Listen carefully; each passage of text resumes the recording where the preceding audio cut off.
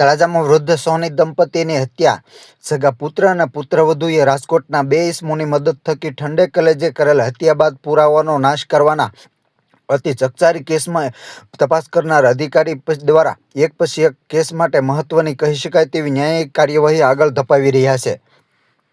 એશો આરામભરી જિંદગી જીવવાના કારણે આર્થિક ભારણ વધી જતા માતા અને પિતાએ દીકરાને આર્થિક ભારણમાંથી મુક્ત કરવા માટે અંદાજે ₹1.5 કરોડ આપવા છતાંય પુત્ર અને પુત્રવધુ સુધર્યા નહીં, જેને લઈને વધુને વધુ દેવું થઈ જવાના કારણે પિતાની મિલકત, માતાના ઘરેણાં વેચીને પણ અમોને રૂપિયા આપોની માંગણી ન સંતોષાતા તળાજામાં ગોપાલ વોચ અને જ્વેલર્સની પેઢી સાથે સંકળાયેલા સોની કિશોરભાઈ વૈઠા અને રેખાબેન વૈઠાની પુત્ર વિમલ અને પુત્રવધુ હેતલ સાથે સંબંધ ધરાવતા મુનીર બલોચ, આમિર પઠાણને રાજકોટથી બોલાવી સાસુ સસરાની એક જ રૂમમાં દોરી વડે ગળું દબાવી શ્વાસ રૂંધાવી હત્યા કરી. તે હત્યાને આકસ્મિક બનાવમાં ખપાવવાના પ્રયાસનો PM રિપોર્ટમાં સત્ય હકીકત સામે આવ્યા બાદ પોલીસે ગણતરીની કલાકોમાં જ હત્યારાઓને હત્યા કઈ રીતે થઈ તેનો ભેદ ઉકેલી નાખ્યો હતો. આરોપીઓ વિરુદ્ધ સજ્જડ પુરાવાઓ એકઠા કરવા માટે તપાસની અધિકારી ચાવડા દ્વારા મક્કમ ગતિએ ન્યાયિક કાર્યવાહી કરવામાં આવી રહી છે.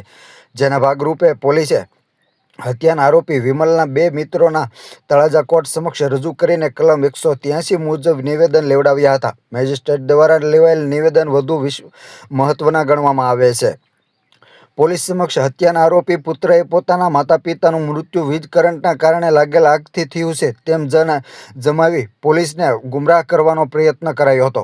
જો કે PM રિપોર્ટે રાજ ખોલી નાખ્યા હતા. આ કેસમાં સાયન્ટિફિક પુરાવાઓ અતિ જરૂરી હોય પોલીસે વીજ તંત્રની ટીમ પાસે પણ ખરાઈ કરાવીને રિપોર્ટ મંગાવ્યો હતો. તળાજા જ નહીં, ખાસ કરીને રાજકોટ, સુરત સહિત જ્યાં સોની સમાજ વસવાટ કરે છે તેઓના પરિવાર સુધી આ કેસીએ ચકચાર મચાવી દીધી હતી. પુત્ર અને પુત્રવધુ અતિ નિર્દય બનીને માતા પિતાની મિલકત અને ઘરેણાં માટે મોતને ઘાટ ઉતાર્યા બાદ પણ અકસ્માત જ હોય તેવું નાટક કરતા રહ્યા.